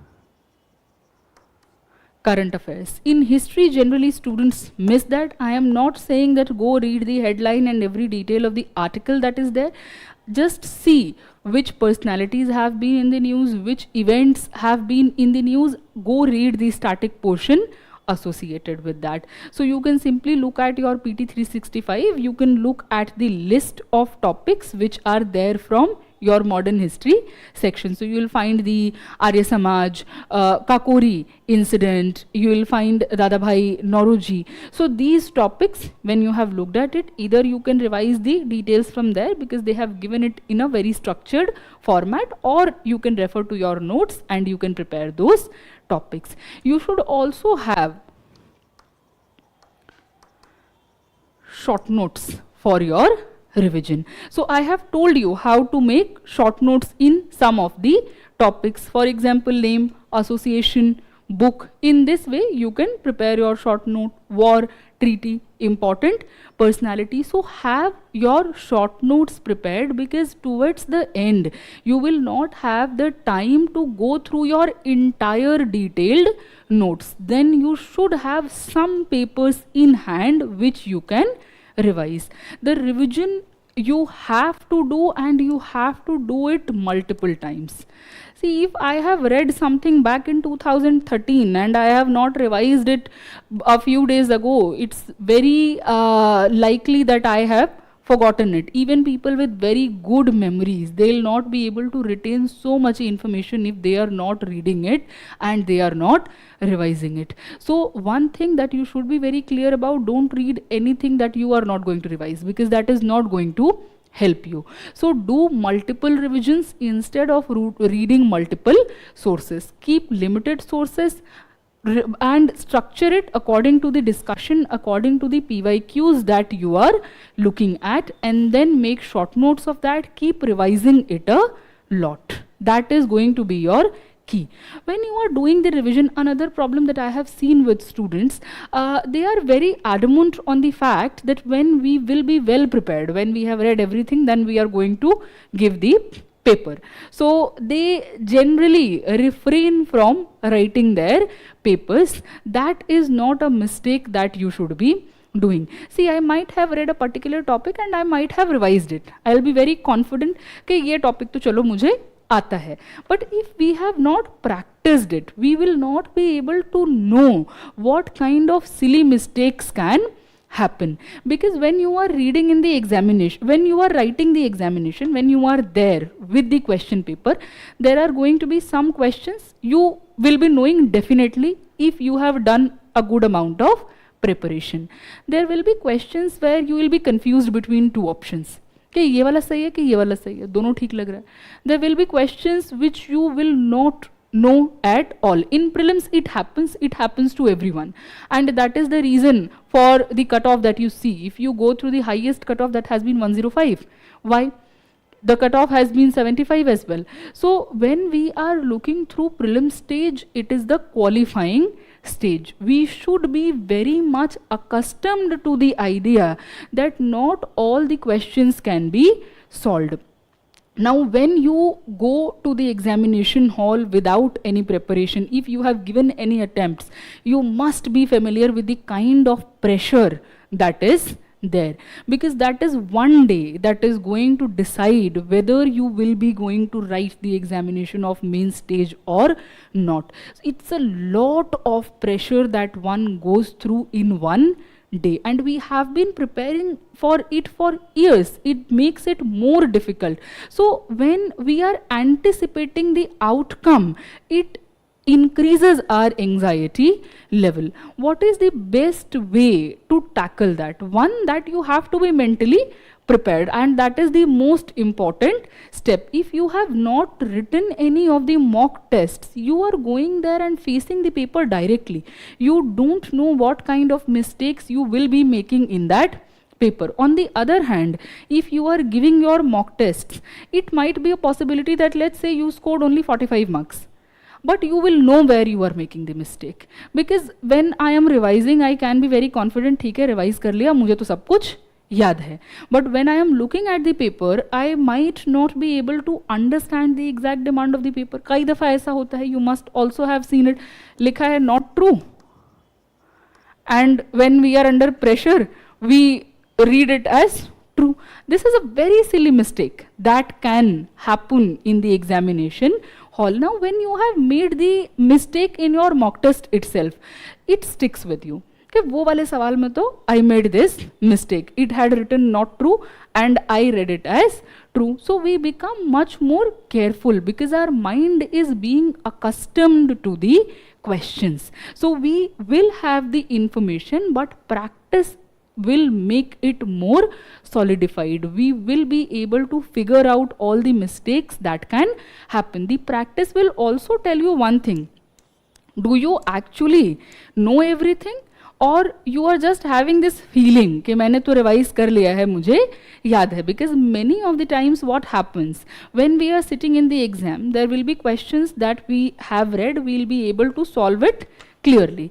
There will be questions where you have read the topic, but you are not able to sort the option out. You will be confused between two options or three options, even when it is looking familiar. So when you are practicing the test, you will get to know that this is the topic where my concepts are not that clear.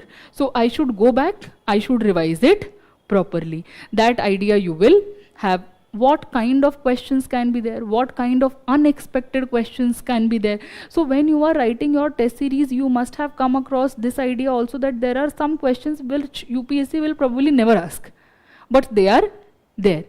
And students come and they say कि ये तो पढ़ा ही नहीं है, इतने depth में क्यों पूछा है? Why those kind of questions are put in your test series by any of the institutions or any of the individuals that are giving you those tests? It is given there to test your patience level, to test your mental ability, because when we are looking at a very unfamiliar question, we become more anxious. So how to tackle that? So we should have the mental ability to tell ourselves in that moment of pressure that this question is not going to decide whether I qualify or not. We should go through the questions that we know. We should go through the questions where we can reach to the right answer with applying logic, with applying our accumulated knowledge. So when you come across all these questions, and especially the questions that you don't know, it gives you two kind of benefit. One, that you are better prepared when you will see the question which is unexpected in the exam. Second, you are getting some knowledge from that question as well, because there might be topics which you have not prepared or which you have not put a lot of focus upon, but when we make a mistake in the exam, our mind tends to remember it in a better way. तो जहाँ गलती की होती है वो ज़्यादा stick कर जाती हैं चीज़ें. So that way you will be able to remember some of the new facts also. If that seems more relevant, you can add it in your notes. So that is why it's very important to keep practicing. You have a lot of time now. Prepare your short notes if you have not prepared it yet. Keep revising that and keep giving tests. You must be having a lot of tests at disposal, be it from the institute, be it in the market or from some friends. There is no limit to the number of questions that you can solve. You should put a lot of focus on practice. When you have given a test, a lot of students stop there. There is another step that you need to take. How many questions have you done correctly? How many questions have made you confused? That analysis is very important. Why in those topics or on those questions you were stuck? So you should figure it out. Did I not read it? Was I confused because I did not have conceptual clarity? Figure it out and correct that. Third thing, if you are not able to solve a particular question, again the same question you need to ask, क्यों नहीं solve हुआ? Then if you are making any silly mistakes, you should also keep that in mind, that if I am not reading the paper properly, if I am becoming overconfident there or underconfident there, all these things you need to analyze post examination, that is your mock test, and then you should focus that in the next examination I will not be making the mistake. Keep a data of that, because many a times I have seen students come and they ask कि मेरे इतने number तो नहीं आ रहे हैं, how should I improve myself? So if let's say you are coming to me and asking it कि ma'am इतने number नहीं आ रहे हैं, how should I improve my preparation? I don't have anything to work upon. How am I going to give you suggestion? So if you are coming to me with this data that I have read this, I solved these many questions, these questions are being correct, these are the questions that I am not able to solve, then I will be able to give you a much better suggestion suited to your needs. Otherwise it will be a very generic suggestion. So be it for yourself or from the person you are seeking the guidance, you will be able to get more benefit if you are analyzing your test after you have given it. So make sure that you are doing all these things. If you are doing all these things, I am sure that you will be able to get through, because it is the stage where you don't need to write your answers. Answers are already there. You need to pick the right option. So in this way, the stage is much easier in comparison to your mains stage, because there you have to write a lot, there are a lot of questions and you need to give examination back to back. That is a very tedious process. If you look at it comparatively, it's a much easier stage, but here you need to have the strategy, you need to have the confidence, and you need to do the practice to get both. Okay, I hope this much is clear to everyone. If there is any doubt that you want to ask, you can get it clarified. हाँ, नहीं Google पे मत check कीजिए. देखिए ये हमने अभी discussion में भी कहा कि गूगल नहीं, authentic books. UPSC is not going to give you a benefit of doubt if you are going there and saying कि भाई हमने गूगल पे सर्च किया है. ठीक है? Any questions?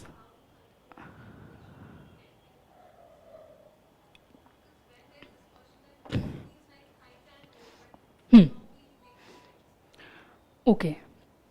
So see, you need to learn through practice, of course, how to take calculated risk. Okay? Because see, when we are answering our questions in our prelim stage, we know that it is a qualifying stage. So we will have this idea in mind that the cutoff can go to 120 if the paper is very easy.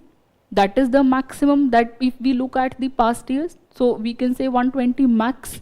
If it is going at the lowest 75, that is something that we have on record. So we already have the idea how many questions should be solved correctly. Now there will be questions when you are attempting that you will be able to get right. There are questions which you will not be able to get right. So you need to do that mental calculation, okay, that these many questions I have done, that means these many marks I can get. Plus minus करके रखना है कि गलत हुआ तो कुछ number यहाँ कटेंगे, so that calculation should be there. Now keeping that in mind, how many extra questions are required for me to attempt to be at the safer place? That is something that we will have to calculate. Now when you are looking at the questions, then ask yourself whether this question is worth trying.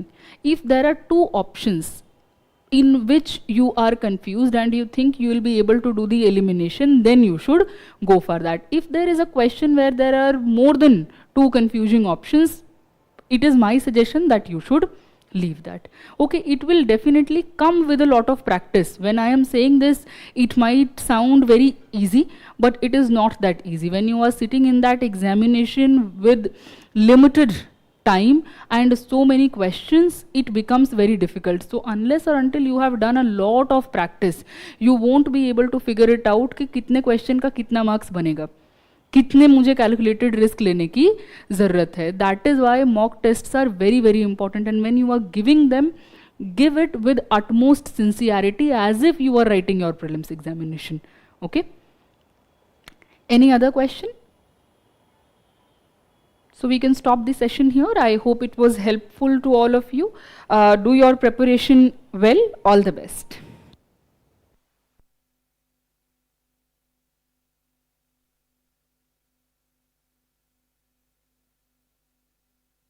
Prelims is approaching fast, so ask yourself, are you taking CSAT seriously or leaving it for the last moment because it's just qualifying? That mindset is the biggest mistake aspirants make. CSAT doesn't test memory, it tests your clarity under pressure, reasoning, comprehension, numeracy and problem solving. One weak area, one wrong approach and the prelims journey can end there. That's why the Vision IAS CSAT Crash Course Prelims 2026 starting 5th January at 11 AM is designed for smart, focused preparation. With complete topic coverage, every concept in CSAT is explained clearly and systematically, so nothing is left to chance. Through practice-driven learning, you apply what you have studied with mini-tests, exercises and exam-focused problem solving. Expert insights and strategies help you tackle questions faster and more accurately, saving precious time in the exam. With personalized mentorship, your doubts are resolved, performance is tracked, and guidance is tailored to your strengths and weaknesses. And the flexibility of live plus recorded classes ensures you can learn at your own pace, revisit tough topics, and stay consistent in preparation. Don't let CSAT decide your prelims result. With the Vision IAS CSAT Crash Course, prepare smart, build confidence, and face prelims calm and ready. For more information or register, visit our website or call us on the given numbers. Struggling with map-based questions in UPSC Prelims? Do rivers, mountains, and international locations feel familiar during revision but confusing in the exam? That's where smart mapping classes by Vision IAS make the difference. This goes beyond mechanical memorization. It's an exam-focused, interactive approach to mapping, built specifically for UPSC Prelims 2026. Across 8 structured sessions, you'll master India and world mapping using digital maps, satellite imagery, and visual storytelling, so locations are understood, not guessed. You'll practice with PYQs, quizzes, and mock tests, while strategic memorization techniques ensure accuracy under pressure.